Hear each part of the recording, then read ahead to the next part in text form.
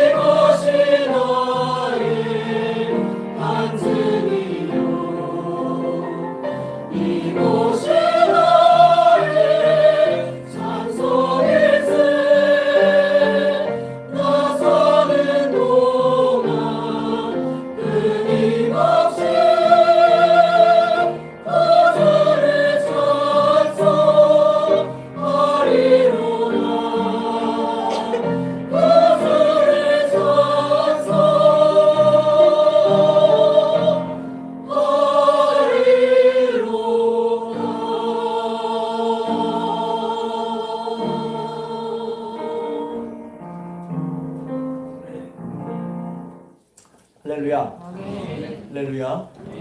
주님께로 오신 여러분들에게 우리 하나님의 은혜와 사랑이 함께 하시기를 주님의 이름으로 축복합니다. 우리 옆 사람과 함께 인사할까요? 다시 새롭게 합시다.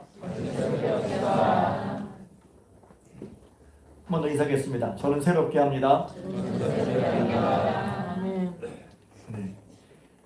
이게 익숙할 만도 하긴 한데 인사가 때로는 인사하면서 뭐랄까요, 그냥 생각 없이 인사할 때도 있고 인사니까 그냥 할 수도 있지만 때로는 그 인사말이 생각하게 하죠. 때로는 부담스럽기도 하고 나는 이런데 너는 어떠냐는 것 같기도 하고 남이 아니라 하나님 앞에서 우리의 마음을 일깨우는 인사를 보시면 좋겠습니다. 다시 새롭게 하자고 하는 그런 표로 설교한 지가 이제 거의 1년이 다 돼갑니다. 늘 제 마음속에는 다시 새롭게 한다는 것이 무엇인가 하는 것이 있고 오늘 말씀도 다시 새롭게 한다는 말이 들어가 있지는 않지만 우리가 오늘 설교 제목이 예수 열방의 소망인데 예수님으로 말미암아 저 여러분들이 실제로 날마다 저 여러분 마음속에 소망을 얻을 수 있기를 주님의 이름으로 축복합니다.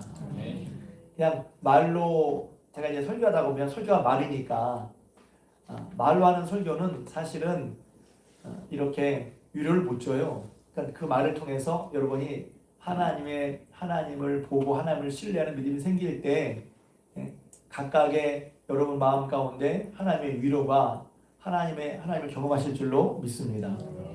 그게 이제 예배는 그냥 설교를 듣고 얘기를 듣는 게 아니라 하나님을 만난다고 얘기하고 싶은 거예요.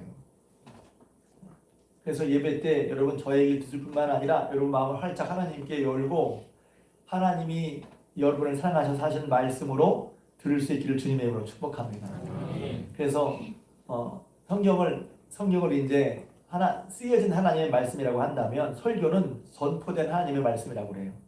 하나님의 말씀 쓰여진 것도 듣고 선포된 말씀이기도 하고 또 하나님이 내게 이건 내 얘기다, 이건 내 말씀인데 하는 것처럼 하는 말씀을 레마의 말씀이라고 합니다.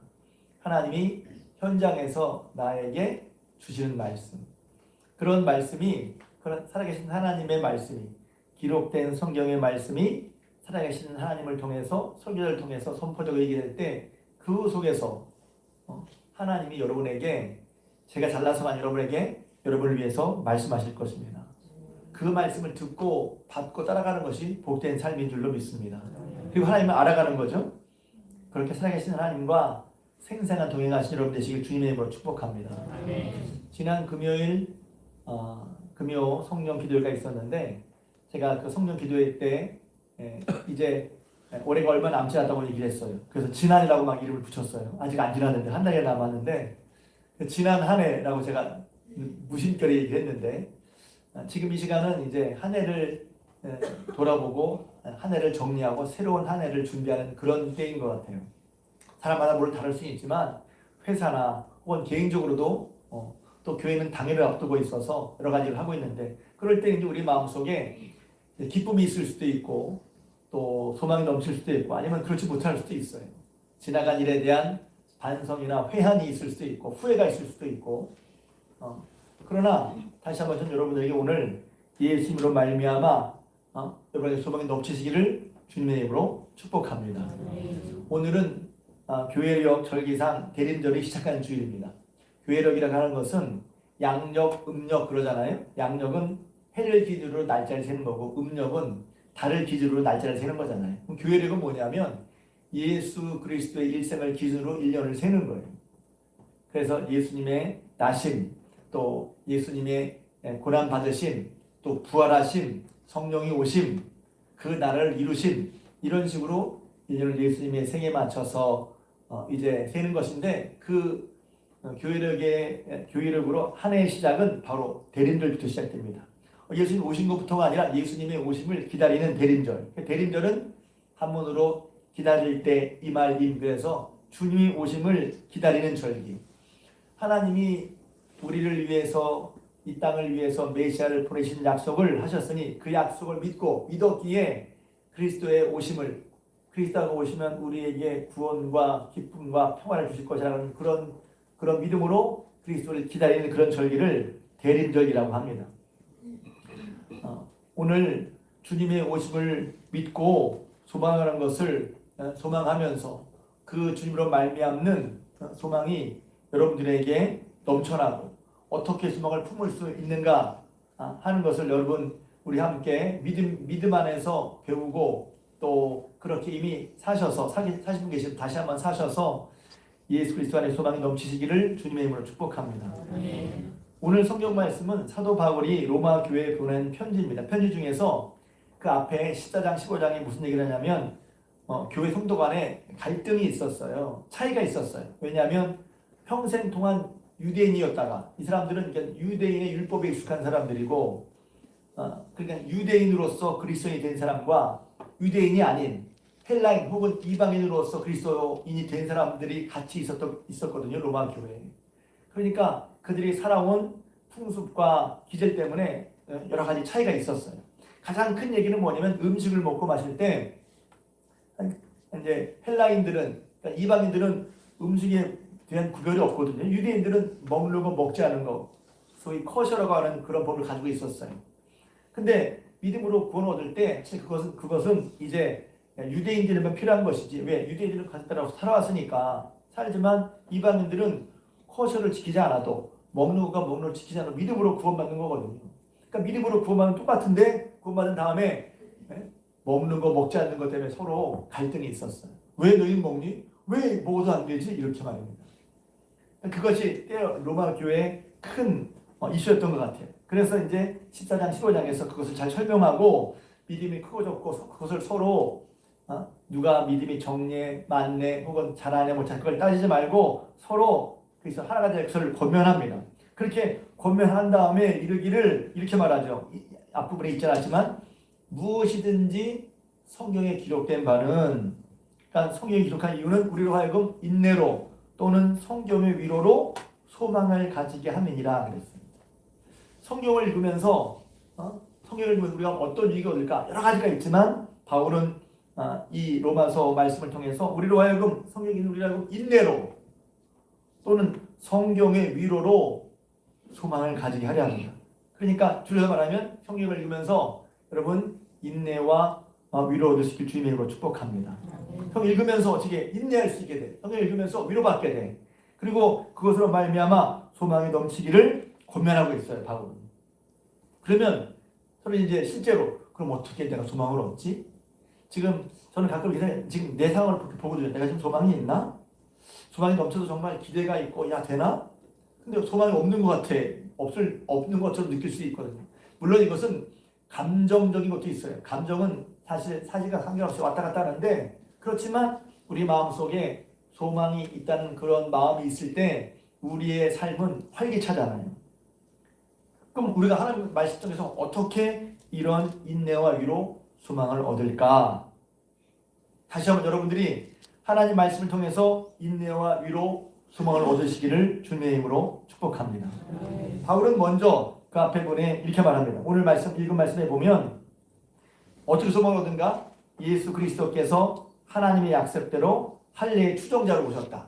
혹은 다른 말로 하면 할례의 추종자라는 것은 아브라함이 하나님을 믿음으로 하나님의 언약 백성이라는 표로 할례를 받았거든요. 그러니까 아브라함과 하신 약속을 믿고 아브라함의 믿음으로 믿음의 자손들은 다 할례를 받아요. 한마디로 말하면 유대인을 말하는 것입니다. 그러니까 예수님께서 아브라함과 다윗의 자손으로 하나님께서 아브라함과 약속하신 그런 믿음의 후손으로서 오신 거, 유대인에서 오신 거, 곧 하나님께서 앞선 믿음의 선배들, 그러니까 아브라함 때부터 약속을 하신 것을 이루어 주신 것. 곧 다른 말로 하면 하나님이 약속하신 것을 확실하게 이루시는 분은 이루시는 진실하신 분이라는 것을 보여주셨다는 거예요. 이게 너무나 마땅한 얘기겠지만 다시 한번 저 여러분들이 하나님부터 어떻게 위로를 받을 수 있으니까 하나님은 하나님의 하신 약속, 말씀은 반드시 이루어 주시는 그 약속을 행하시는 진실한 분이시라는 거. 이곳으로 말미암아 위로와 소망을 얻으시길 주님의 이름으로 축복합니다. 그러니까 하나님을 믿습니다 할 때 하나님이 우리에게 주신 약속, 하나님이 믿는 자에게 주신 약속들을 붙잡고 그 약속대로 이루어지나? 근데 하나하나 이루어지신 것을 보여주고 그 약속을 볼 때, 와, 하나님이 이렇게 약속도 이루시는 분이시구나 하고 그 하나님의 신실하심, 약속대로 일하심을 우리가 믿음으로 말미암아 위로를 얻는다는 거예요. 또 소망이 생긴다는 것입니다. 할렐루야. 그래서 성경에 보면 갈라디아 4장 4절에 보면 때가 참에 하나님이 그 아들을 보내사 그랬거든요. 그냥 이게 막연하게 그냥 약속이 이루어진 애가 아니라 그 약속을 이루어진 사람들의 감동 있는 걸 보면 갈라디아에서는 때가 참에 하나님이 그 아들을 보내셨다고 했어요. 약속을 하시고 약속하신 기한을 우리는 잘 모르지만 하나님이 때가 참에 아들을 보내셨다고 했습니다. 그때 누가복음 1장에 보면 예수님께서 오신 것을 보고 이제 난지 8일 만에 할례를 받으실 때 그 현장에 있었던 시므온과 안나 이야기를 합니다. 이제 성탄절 되면 대간절 새벽에 되면 거의 이제 나오는 얘기인데 예수님께서 할례 받으고 딱 성전에 들어가실 때 마침 그때 시므온이라는 사람이 있었어요. 이 시므온은 이스라엘의 위로를 기다리는 경건한 자라 그랬거든요.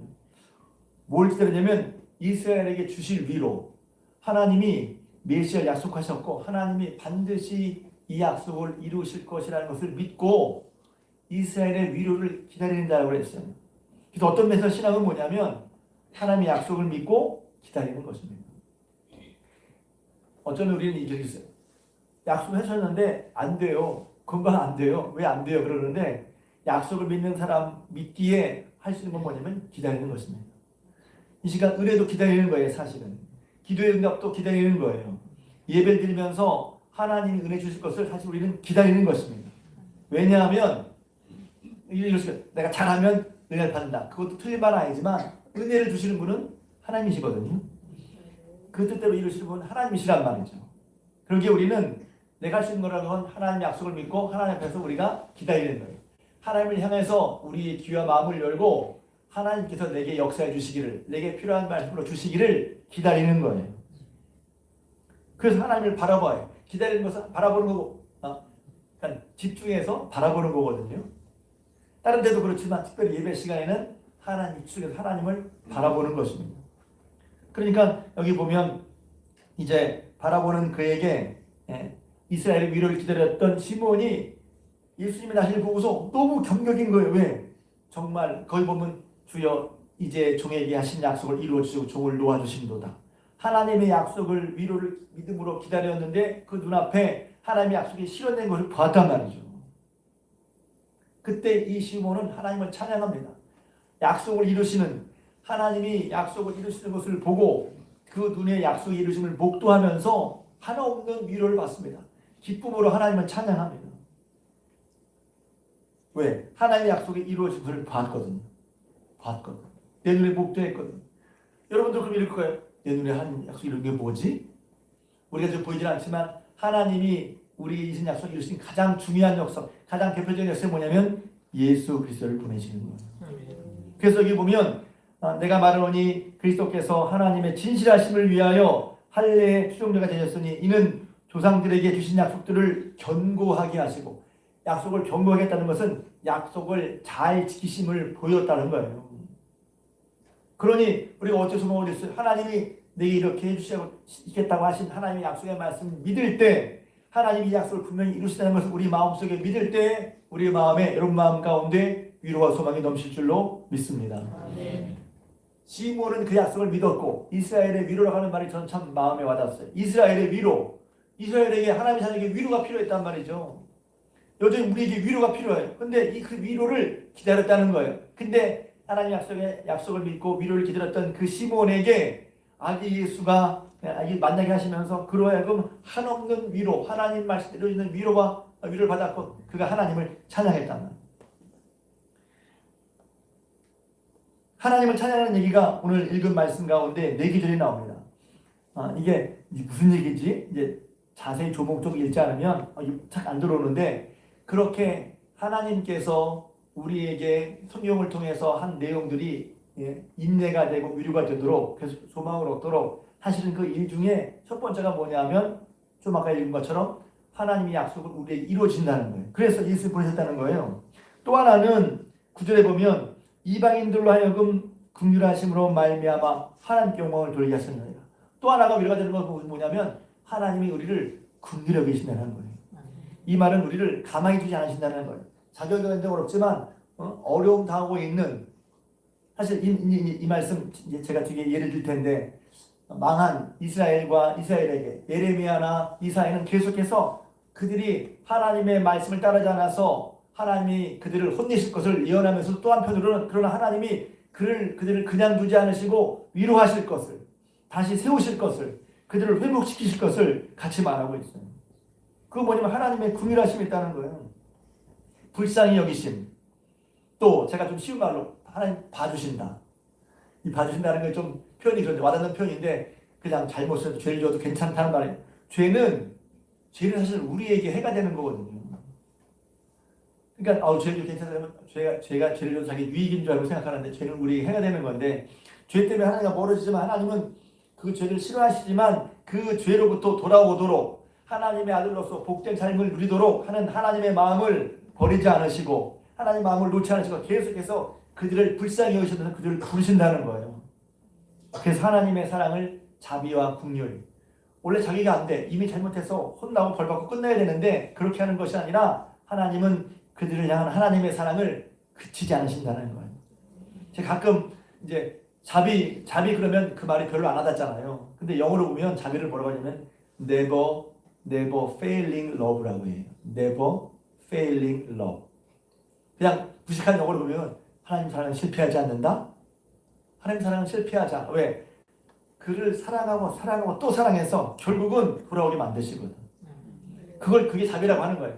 자비한 말이, 긍휼이란 말이 never failing love 혹은 never ceasing love. cease는 그치다는 거예요. 하나님 사랑은 그치지 않아, 멈추지 않아, 다음이 없어. 자비란 말은 바로 그런 뜻이에요. 하나님이 죄인들에게도 그 사랑을 거두거나 멈추지 않아. 그래서 뭐가 소망이 돼요? 하나님의 긍휼하심이 그들에게 누려가지고 소망이 돼. 죄 지어서 떨어졌는데 뭔 소망이 있겠어요? 죄값을 받아야지, 처벌을 받아야지, 그렇지 않습니까? 그런데 하나님은 죄를 미워하지만, 죄를 처벌하지만 그대로 두지 않으시고, 그에 대한 사랑을 멈추지 않으시고 그치지 않으셔서 그로 하여금 계속해서 그가 돌아올 수 있도록 한다는 거예요. 그게 두 번째 우리의 소망이 된다는 거예요. 예수님께서 하나님께서 예수를 보내신 것은 하나님이 약속이기도 하지만 죄인된 우리를 위한 하나님의 긍휼하심이 나타난 거란 말이죠. 그래서 예레미야서 3장 19절에는 이렇게 말했어요. 내 고초와 재난 곧 숫과 담즙을 기억하소서.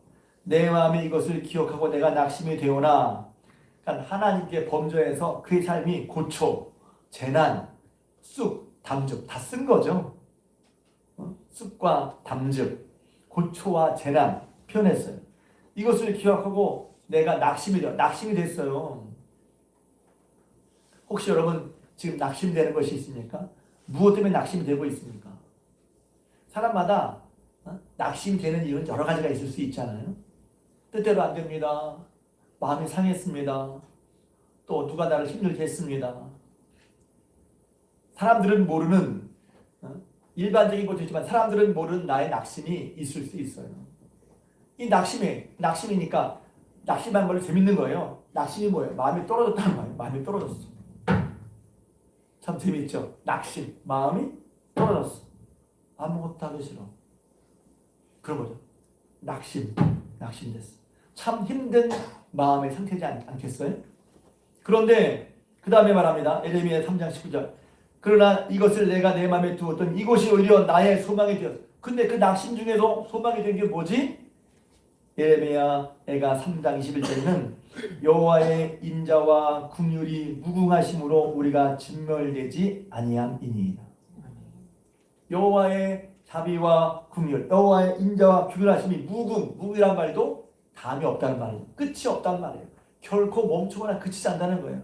하나님의 사랑이 놀라운 것은 우리가 하나님의 사랑을 잘 몰라서 하나님이 더 이상 나를 사랑하지 않는 것 같을 때, 하나님이 더 이상 내게 역사하지 않는 것 같은 그 순간에도 하나님의 사랑은 결코 그치거나 멈추거나 담이 없이 계속해서 우리에게 꾸역꾸역 밀려오신단 말이에요. 할렐루야. 그것이 우리에게 소망이 되는 거예요. 하나님이 여전히 우리를 사랑하신다는 것이 소망이야. 그것이 하나님의 자비와 긍휼이란 말이에요. 그러니까 우리가 소망을 얻을 수 있는 것은 뭐냐면 한 가지는 하나님이 약속대로 이루신다는 것과 그 하나님이 우리에게 대해서 긍휼한 마음을 가지시고 계속해서 하나님의 사랑으로 말미암는 역사를 우리에게 계속 보이시고 계속 말씀하시고 계속 다가오신다는 거예요. 은혜죠. 은혜죠. 그래서 지금 사도 바울은 그 로마서 15장에서 내 길을 얘기하면서 이방인들에게 하나님께서 이렇게 약속을 지키시고 이방인들을 향한 긍휼을 베푸신 것을 성령 기록과 함께 찬양합니다. 그러므로 내가 열방 중에 주께 감사하고 주의 이름을 찬송하리이다. 시편 18편을 인용한 거예요. 열방들아 주의 백성과 함께 즐거워하라. 계속해서 감사, 찬송, 즐거움 이런 얘기 계속 나옵니다. 이것도 신명기 32장에서 인용한 말씀입니다. 모든 열방들아 주를 찬양하며 모든 백성들아 그를 찬송하라. 이것도 시편 117편 1절에서 인용한 거예요. 그러니까 그렇게 하나님의 신실하심과 하나님의 자비와 긍휼을 얻은 사람들은 어떤 방이 나오냐면 감사와 찬송과 즐거움이 나온다는 거예요. 어디서부터? 하나님께서 그들에 대한 약속을 지금도 신실하게 지키고 계시고 그들을 불쌍히 여기시면서 결코 사랑을 그치지 않으면서 계속해서 꾸역꾸역 그들을 향한 꾸역꾸역 계속해서 멈추지 않고 그치지 않고 뒤로 물러서지 않으시면서 계속 하나님을 향한 그들을 향한 하나님의 사랑을 보여주고 말씀하신다는 것이죠. 그것이 소망이라 생각해보니까 그것이 소망이야. 왜? 하나님의 인자와 긍휼이 무궁하셔서 우리가 그렇게 죄를 지으면서 불구하고 진멸되지 않아. 그래서 4절에 네 번째로 말하죠. 이새의 뿌리, 이건 이사야서의 인용인데 이새의 뿌리 곧 열방을 다스리기 위해 이러한 이가 있으니 열방이 그에게 소망을 두리라. 열방이 그에게 이새의 뿌리에서 나오는 이 바로 예수 그리스도이시죠. 예수 그리스도 하나님의 은혜의 총체란 말이 하나님의 은혜를 가장 크게 많이 보여주는 것이 바로 예수 그리스도란 말이에요. 죄인들을 구원하시려 하나님의 약속대로 죄인들을 구원하시려 예수님을 부르신 것이 하나님이 얼마나 신실하시고 얼마나 우리를 사랑하시는지를 보여주신 확실한 증거라고 하는 거예요. 그것을 볼 때마다 열방들이 소망을 얻는다는 거예요. 여기서 열방은 저 여러분도 포함하는 거거든요. 원래 저희는 유대인들이 아니었잖아요. 우리도 이방인 중에 한 사람인 것이죠. 열방 중에 한 사람인 거예요. 여기서 열방이 나왔지만 영어로 보면 젠타일, 그래서 이방인을 말하는 거예요. 유대인 아닌 모든 사람들이 유대인을 통해서 아브라함과 약속한 그 약속이 유대인만을 위한 것이 아니라 하나님 몰랐던 이방인들에게 포함하는 그 모든 은혜의 것을 처음에 이렇게 말하면 사람들이 모르잖아요. 하나님 당신 사랑하셨어. 하나님 나를 아시나? 나를 사랑하신다고 하는데 내가 나를 사랑한 거 맞나? 조금 따지는 그렇잖아요. 나를 사랑하시는 거 나도 거기 포함되어 있는 건가? 저는 처음에 그랬어요. 날 사랑하시는 건 맞나? 거기 나도 포함되어 있는 거야 진짜? 난 하나님을 모르는데 난 예수님도 모르는데 2000년에 그분이 나를 위해서 십자가에 죽으셨다고 이게 처음에는 안 와닿죠. 근데 하나님의 자비와 긍휼은 아브라함 때문에 약속하셨고 아브라함이 약속한 그 약속을 이제 아브라함의 후손으로 오신 예수를 통해서 하나님의 아들 예수를 통해서 이루셨고 그 하나님의 아들의 역사는 아들로 말미암아 받은 은혜는 유대인뿐만 아니라 저와 여러분들에게도 미친 거란 말이죠. 그래서 예수님이 오신 것이 우리에게 소망인 거예요. 하나님이 우리가 한 약속을 이렇게 지키시고 우리 이렇게 불쌍히 여기시고 사랑하시는 거 하는 것이 예수께서 드러났으니 예수님이 우리의 소망이 되는 거란 말이에요. 대림절은 다시 한번 우리가 삶을 살면서 잃어버린 소망. 사실 우리는 여러 가지 소망을 두고 살잖아요. 일이 잘 되는 것도 소망이죠. 사랑하고 사랑받는 것도 소망일 수 있어요. 또 내가 뭔가 이루고 하는 것이 소망이지 않겠어요? 성공하는 것도 소망일 수 있고.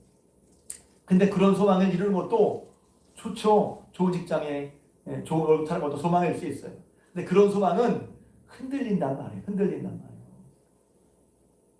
그러니 지금 현재 우리가 흔들리지 않는 소망의 근거, 변찮은 소망의 근거, 그것이 고정된 것이 아니라 지금도 하나님이 우리를 사랑하셔서 우리와 약속을 지키시고 그 약속대로 사랑 안에서 일하시는 그 사랑으로 예수를 보내주셨고, 그래서 그 예수를 보면서 하나님이 이렇게 우리에게 이런 분이신 걸 깨닫고 그 하나님과 동행하는 삶으로 살아갈 때 우리 현재의 소망도 넘쳐날 줄로 믿습니다.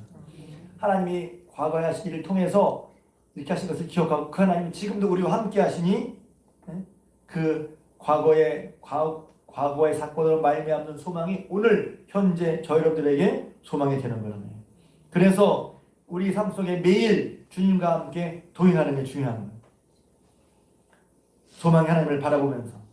그래서 예레미야 애가 3장 23절 아까 19장 에레미야 앞부분을 봤지만 뒤에 보면 이것들이 아침마다 새로우니 주의 성실이 끝없소이다. 이것이 아침마다 새로워. 매일매일 새로워. 예수님이 오신 것이 그냥 과거에나 예수님이 오신 거 알아, 우리를 오신 거 알아, 그걸로 끝이 아니라 그 하나님의 우리를 향하신 진실하심과 약속대로 우리에게 행하시는 것과 우리를 위해서 하시는 일이 과거에 보여준 대표적으로 보여준 예수님이 오심을 통해 소망을 가질 뿐만 아니라 지금 우리를 향하신 그런 하나님의 자비와 긍휼이 아침마다 날마다 일마다 때마다 새롭단 말이에요. 일마다 때마다 새로워. 그래서 예수 그리스도를 우리가 집중해야 될 일은 뭐냐면 그리스도께 천착 그리스도 붙잡아야 될 일은 뭐냐면 구원의 은혜는 사건은 한 번이지만 구원의 은혜는 우리에게 날마다 필요한 줄로 믿습니다. 하나님의 사랑과 은혜가 날마다 우리 마음속에 와 닿아야 우리가 우리 삶이 생기 있게 머리로 아는 것뿐만 아니라 다 중요하죠. 지정의가 다 중요하단 말이에요. 아는 게 뿐만 아니라 우리 마음속에 열정을 일으키고 의지를 불러일으키는 것은 다만 지식만이 아니란 말이에요. 그래서 예수님 만나는 걸 만남이라고 하다. 만남. 아는 것뿐만 아니라 만나서 얘기하면 알고 마음이 교류가 되고 정서가 교류가 되고 여러분 하나님과 마음을 나누시길 주님의 이름으로 축복합니다. 하나님과 마음을 나누는 가장 대표적인 건 기도하는 거예요. 기도하지 않고 하나님 마음을 나눌 수가 없어요. 마음을 나누는 거. 그러니까 제가 여러분 기억하실지 모르겠지만 8월 달에 읽은 게으름 거기 보면 그 목사님은 지정의를 항상 얘기해요. 알고 정서의 흐름. 제가 그래서 성도들한테 얘기할 때 이런 부분이 중요하겠다. 하나님과 마음을 나누는 게 중요한 게 마음을 나누는 게 설교를 듣고 예배를 드리는데 하나님과 마음을 나누질 않아. 하나님께 아뢰거나 마음을 갖지 않고 머리로만 이런 얘기구나. 물론 아는 것도 중요합니다. 근데 마음을 나눠야 마음에서 하나님을 어떻게 해야 하는 마음이 우러나는 거예요. 정서. 그리고 마음이 가면 그 다음 의지. 이걸 해야지 저걸 해야지 이런 마음이 나옵니다. 알지만 안 하거나 알지만 하고 싶지 않거나 하는 것은 이제 치우치는 거죠. 여러분이 하나님의 말씀을 통해서 하나님을 만날 때 알고 마음과 하나님의 정서와 교류를 나누고 또 하나님을 따르는 그런 의지로 살아가는 여러분 되시길 주님의 이름으로 축복합니다. 그렇게 해야 신앙이 건강해진다 할까요? 온전해지는 거예요. 저는 개인적으로는 어떻게 신앙이 건강해지지? 왜냐하면 이제 저도 그런 과정을 다 거쳤거든요. 처음부터 신앙이 온전할 수는 없잖아요. 각각 자기가 자기의 어떤 성향이나 기질들을 믿다가 성경을 통해 보니까 이런 것도 있어. 그러면 자기식대로 믿지 말고 제가 좋아하는 얘기. 자기식대로 믿지 말고 성경에 말하는 바를 따라서 여러분 신앙이 더욱더 온전해지시고 또 성숙해지길 주님의 이름으로 축복합니다. 그렇게 가야 신앙이 온전하고 그럴 때 성경에 말하는 신앙의 놀라운 은혜 내가 잘못한다는 게 아니라 성경이 말한 바를 따라갈 때 성경이 약속한 신앙의 놀라운 은혜와 열매들을 먹게 된단 말이죠. 여러분들이 저보다 더 많이 이런 아름다운 주님을 따라갈 때 신앙의 열매들을 맺고 경험하며 맛보시길 주님의 이름으로 축복합니다. 그래서 주님과 동행할 때 왜? 소망에 대한 주님과 동행해. 동행에 대한 것은 아침마다 주님과 함께 하고 아침마다 날마다 주님과 마음을 나누고 그래서 내 심령으로 이르기를 여호는 나의 기업이니 이시니 이름으로 내가 그를 바라리이다. 바란다는 게 소망한다는 거예요. 하나님이 기업이 되시니 맞아. 이렇게 해서 하나님이 신실하심과 우리 사랑하심으로 이렇게 함께 하셨으니 예수를 보내셨으니 그 예수 말미암아 우리는 구원받고 하나님의 자녀가 되었으니 함께 하시니 그런 주님을 날마다 소망하며 그런 하나님을 소망을 두고 그분을 바라면서 사는 거. 그리고 그럼 고백이 되는 거죠. 내가 하나님을 바라야 되겠다. 내가 하나님의 소망을 둬야 되겠다. 그게 맞는 신앙의 방향이란 말입니다. 소망을 어디에 두고 있죠? 하나님께 둬야 되겠다. 소망을 하나님께 둬야 되겠다. 그게 우리의 신앙에 마땅한 방향이란 말입니다. 기다리는 자들에게나 구하는 자에게 그래서 바라기를 하고 기다리는 거예요. 하나님의 약속을 때 그것을 또 기다려요. 기다리는 자들에게나 구하는 영혼들에게나 레미에서 애가 3장 25절. 여호와는 선하시도다. 기다리는 사람에게나 구하는 영혼들에게 하나님의 약속을 믿고 기다리고 구하는 사람에게 하나님은 선하시다는 거예요. 이것은 좋으시다는 거예요. 반드시 그에게 복된 일을 해주신다는 것을 믿습니다. 오늘 제가 예배전에 읽었던 시편 61편 말씀도 그래서 고백하는 거죠. 나의 영혼아 하나님만 바라라. 나의 구원이 나의 소망이 그로부터 나오도다. 그렇기 때문에 어떤 경우에서도 하나님을 바라보는 게 하나님을 소망하는 거죠. 그럴 때 하나님은 나의 반석이시요 나의 구원이시요 나의 요새이시니 내가 흔들리지 아니하리로다. 흔들리지 않는 삶을 살게 된다는 거예요. 어느 때? 시시때때로 주님을 바라볼 때. 계속해서 아침마다 이걸 생각하고 주님과 마음을 나누고 주님과 함께 동행하는 삶을 살아갈 때 그것이 날마다 아침마다 새롭고 나의 기업이 되신 하나님을 내가 바라야지 소망해야지 하면서 그 하나님 앞에 기다리고 또 하나님을 구할 때 그 하나님이 저 여러분에게 소망이 되는 줄로 믿습니다. 그래서 그 하나님의 소망이 있는데 제가 이걸 생각하면서 이러죠. 뭘 소망이 있으라고 하는데 나는 왜 경험이 안 되지? 그러면 하나님의 소망과 위로를 경험할 방법은 무엇일까요? 그 뒤에 시편 60회 나와요. 그러니 나의 구원과 영광이 하나님께 있으며 내 힘의 반석과 피난처도 하나님께 있도다. 그러니 고민하는 백성들아 시시로 그를 의지하고 그 앞에 마음을 토하라. 이것이 실천적인 방법입니다.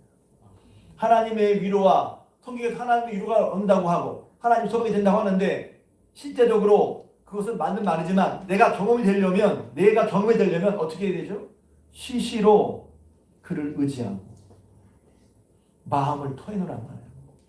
왜? 하나님 우리의 피난처가 되신다는 것입니다. 할렐루야. 그럴 때 하나님이 실제적으로 위로도 받아요.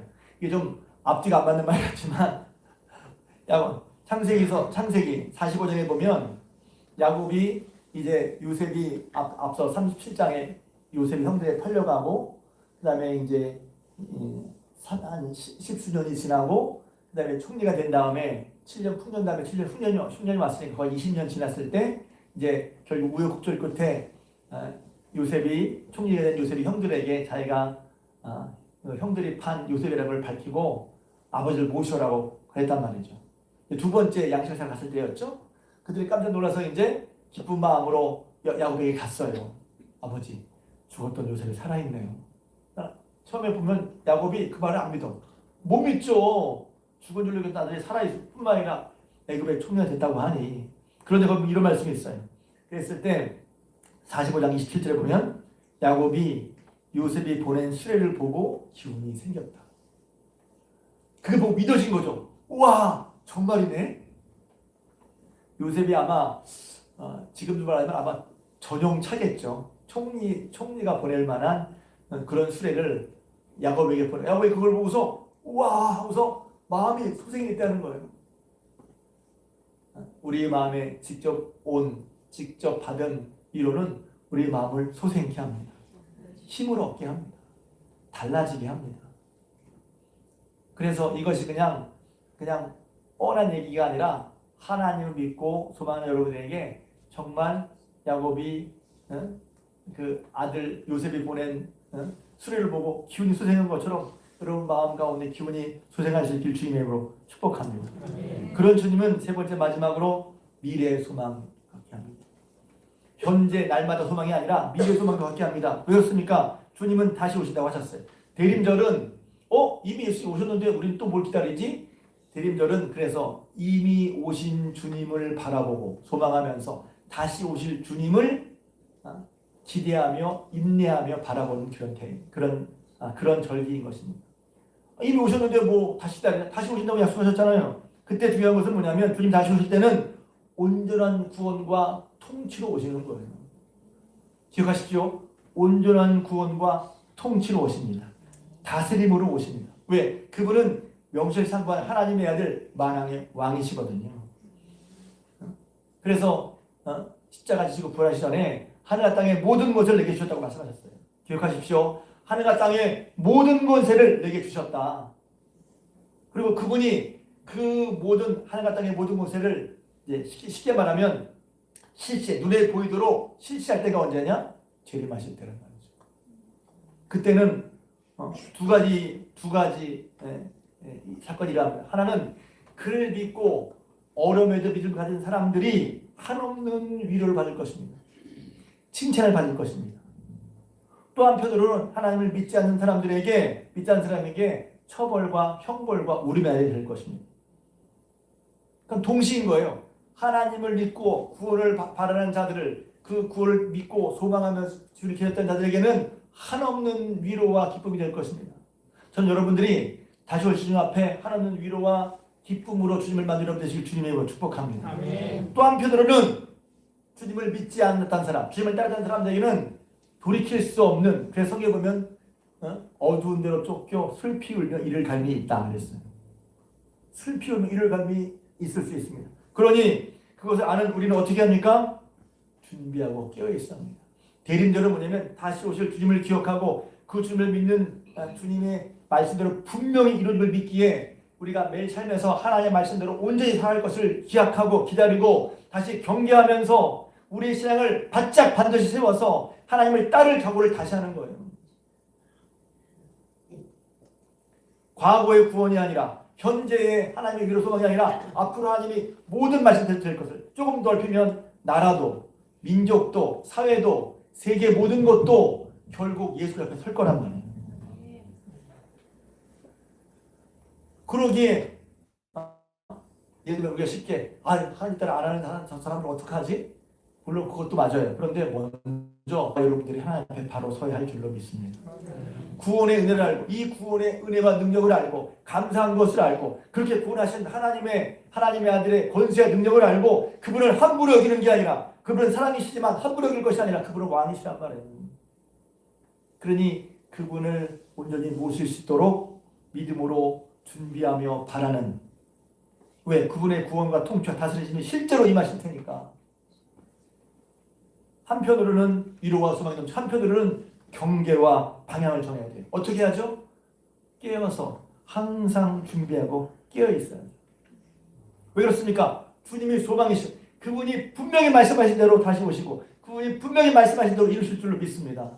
그것을 오늘 가져와서 우리에게 살아갈 때 지금 예수 믿고 따라가는 거 힘든 분이 계십니까? 예수 믿는 게 어렵고 예수 믿는 게 불편합니까? 그 예수 믿고 따라갈 때 그 모든 어려움과 힘든 것을 주님 앞에서 주님이 다 그 눈물을 씻기시고 그 고난과 어려움을 보상해 주실 줄로 믿습니다. 한편으로는 그러기에 우리가 더욱더 깨어서 합당하된 우리의 모습을 돌이켜 주님이 무엇을 오셨을 때 우리가 준비된 모습으로 살아갈 수 있도록 지금 현재 여기서 깨어 준비해야 될 줄로 믿습니다. 그래서 사실 깨우는 시간이 바로 대림절이에요. 찬양팀 나오고 준비해 주세요. 그러기에 여러분 다시 한번 예수님이 저 여러분들에게 이 세상을 살면서 흔들리지 않도록 소망을 주신 분이심을 알고 날마다 우리에게 진실하심과 주님의 약속대로 이루신 것과 우리를 불쌍히 여겨주신 것들을 기억하면서 날마다 주님의 선하심과 인자를 바라보며 일마다 때마다 여러분 기쁨과 소망을 얻으시길 주님으로 축복합니다.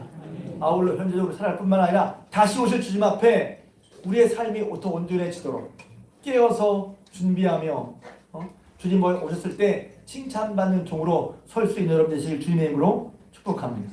우리는 찬양하겠습니다. 예수 열방의 소망.